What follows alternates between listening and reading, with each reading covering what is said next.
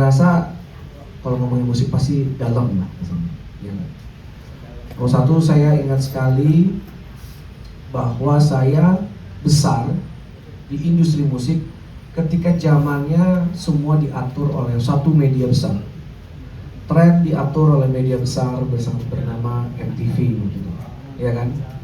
MTV, dan akhirnya di TV-TV yang lain, di RCTI, di SCTV juga ada acara-acara variety show untuk musik di Trans TV juga.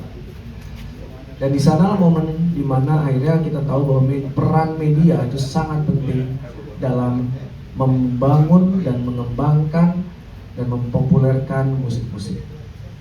Maksud saya masih ingat waktu zamannya sama Mas Koko, pasti kita selain tour nanti harus wawancara dengan majalah High, ya kan, majalah Rolling Stone, ke radio, ya kan. Jadi peran media is very important. Nah, tadi Mas Koko menyampaikan concern yang luar biasa, itu juga concern kami di Kementerian Kebudayaan, tapi nggak tahu kenapa setiap harinya saya semakin yakin betapa luar biasanya musik Indonesia sampai ke titik ini, Mas Koko.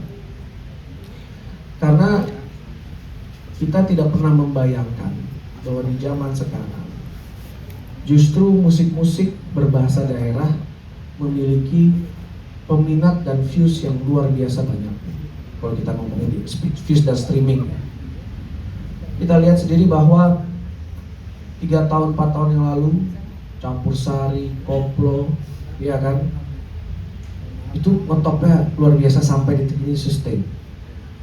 Dan sekarang kita tahu bahwa beberapa minggu yang lalu atau sebulan yang lalu mungkin saudara-saudara kita dari timur menginginkan sebuah wadah, menginginkan mungkin ke depannya ada genre yang baru, ya kan?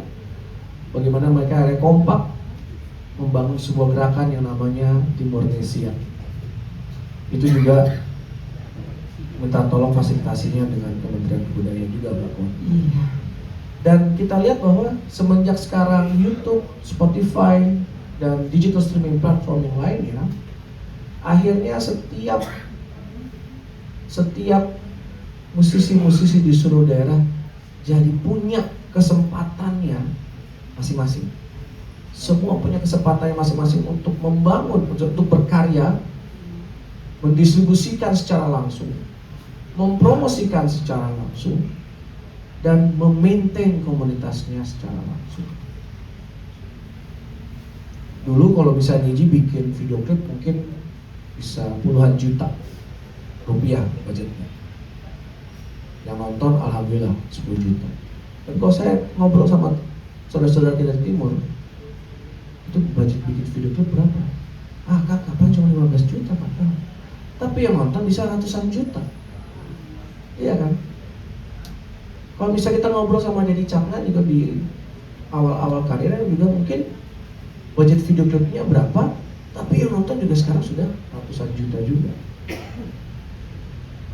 Jadi memang sekarang musik itu kita tidak hanya membahas mengenai siapa penciptanya, siapa penyanyinya, tetapi sekarang seorang artis atau band, seorang seniman atau band harus bisa punya the whole package, harus mengerti bisnisnya, harus mengerti storytelling, harus mengerti bagaimana memaksimalkan sosial media mereka, ya kan, harus memaksimalkan kostum mereka, sampai harus bisa bikin stage yang luar biasa, sampai semua harus bisa. Kalau zamannya dulu, Mas Koko izin ya, waktu zaman saya, yang saya pikirin cuma bagaimana naik pesawat atau naik bis, masuk hotel, ketemu Mas Koko sama teman-teman, habis itu nanti datang ke stage, manggung, pulang. Yang kita pikir cuma itu. Tapi sekarang tantangan dari seorang seniman yang ingin bisa karyanya dihargai oleh masyarakat luas, harus bisa itu semua. Harus bisa itu semua. Harus bisa basic rekaman, harus bisa tadi yang saya ceritain social media dan lain-lain. Bahkan sampai bagaimana menjual merchandise dan bagaimana bisa mengkapitalkan brand mereka, memaksimalkan brand mereka. Karena saya kemarin begitu ngobrol dengan teman-teman kita dari timur, saudara-saudara kita dari timur, saya cuma bilang bahwa teman-teman harus sadar, teman-teman tuh sekarang adalah sebuah brand, kalian adalah merek. Maintain merek itu dengan reputasi yang baik, dengan karya yang bagus dan lainnya. Oleh karena itu kami di Kementerian Kebudayaan sadar, karena waktu itu setiap kali rapat kabinet Pak Presiden, Bapak Prabowo kan selalu bilang bahwa kabinet itu harus kompak, kabinet merah putih itu harus kompak. Karena Pak Prabowo sadar bahwa memang untuk membereskan atau memajukan sesuatu nggak bisa cuma satu kementerian aja, memang harus lintas kementerian. Dan ketika waktu itu Pak Menteri dan saya baru menjabat, Pak Koni, kita melihat bahwa ternyata untuk membangun dan memperbaiki ekosistem musik itu tidak hanya ada di Kementerian Kebudayaan, Mas Pak. Nah, ada di lintas kementerian. Yang paling beririsan contohnya ekonomi kreatif, Kementerian Hukum, karena di sana ada Dirjen Hak Kekayaan Intelektual. Habis itu kita ngomongin lagi buat event ada pariwisata, untuk izin ada di Kepolisian Republik Indonesia. Jadi kita lihat bahwa wah, musik itu payungnya tidak hanya di Kementerian Kebudayaan. Tapi untungnya waktu itu Presiden kita, Presiden Prabowo, ketika saya dipanggil, beliau bilang bahwa kebudayaan harus menjadi wajah dari bangsa dan negara. Dan untungnya waktu itu, alhamdulillah, untungnya Mas Koko saya bukan dari mana. Ya saya punya pengalaman sedikit lah di industri musik, ya kan. Dan saya juga alhamdulillah punya hubungan baik dengan semua teman-teman di industri musik.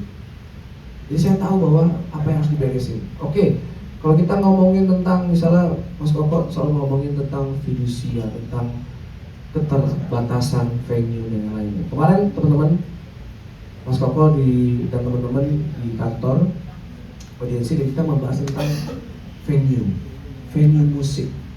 Dan idenya Mas Koko brilian. Idenya dari teman-teman Cita Suara Nasional juga, Indonesia juga luar biasa brilian. Nah, inilah menurut saya pentingnya kolaborasi antara komunitas swasta, masyarakat dengan pemerintah. Karena kadang-kadang kami di pemerintahan juga punya ide dan gagasan, satu butuh dukungan dari teman-teman, tapi juga kita butuh masukan. Jadi Pak Menteri dan saya kerjanya adalah mendengar terus masukan. Karena kita punya keterbatasan, ya kan? Kita semua punya keterbatasan. Tapi kalau misalnya kita mau membangun ekosistem musik, ya kita butuh bareng-bareng. Tidak hanya Mas Koko, tidak hanya Mbak Koni, tidak hanya saya di Kementerian Kebudayaan, tapi juga teman-teman media semua yang ada di sini. Musik kalau mau dibangun pasti juga butuh teman-teman. Niji tidak akan mungkin sebesar ini kalau tidak ada bantuan dari teman-teman media. Kalau kita ngomong tentang banjirnya musisi-musisi dan lagu-lagu dari luar negeri, kalau boleh jujur Mas Koko, ya memang ini kita tetap harus alert. Kita harus alert, betul. Tetapi saya yakin seniman-seniman kita, musisi-musisi kita, begitu mendengar musik-musik baru, dia akan bisa menciptakan ekspresi budaya atau ekspresi musik yang berbeda. Karena saya lihat sendiri, bisa kita ngomongin tentang Denny Caknan. Saya yakin sendiri Denny Caknan membuat lagu-lagunya karena apa? Terinspirasi mendengar dari sini. Akhirnya lahirlah lagu-lagu Denny Caknan. Atau kalau kita ngomongin Hindi atau Fis misalnya, mereka mendengarkan, oh dia ngambil dari sini, dia menghasilkan sesuatu yang baru. Itu kelebihannya orang Indonesia itu kekuatan kita itu. Kita itu menyerap dan kita bisa menghasilkan sesuatu yang baru. Kalau kita ngomongin lagi misalnya sekarang lomba sihir misalnya, sama, ya kan? Mereka menyerap sesuatu, hasilnya ada. Bernadia juga pasti punya. Kalau saya rasa Bernadia tuh sering dengerin Sheila on 7 karena cara dia menulis lirik tuh kayak Mas Eros tapi versi cewek gitu. Saya rasa seperti itu. Berikanlah seniman-seniman ini sebuah ruang untuk mereka berekspresi, mereka beradaptasi, mereka bisa menyerap ekspresi budaya dan melahirkan sesuatu yang baru. Karena itulah kekuatan bangsa kita. Nah, tugasnya Mas Koko, tugas saya, Mbak Koni, dan teman-teman media semua, apa yang harus disuarakan, apa yang harus dibangun, apa ide, input ide apapun, kami dari Kementerian Kebudayaan pasti akan mendengar. Kemarin banyak sekali PR dikasih Mas Peter kan, saya lihat, oh ini bisa, oh ini oke, ini tata, oh ini bukan kementerian ini ngerjainnya nih, gitu-gitu kan. Tapi kan walaupun bukan di Kementerian Kebudayaan, tapi kan dari Kementerian Kebudayaan bisa mengkonekkan ke kementerian terkait. Jadi saya harap teman-teman tetap terus mencintai musik Indonesia, karena saya lihat sekarang film sudah menjadi rajanya, film nasional sudah menjadi raja di negaranya sendiri, dan saya yakin kok Mas Koko, saya yakin musik Indonesia, musisi Indonesia juga sudah menjadi raja dan ratu di hati masyarakat penikmat musik Indonesia. Terima kasih.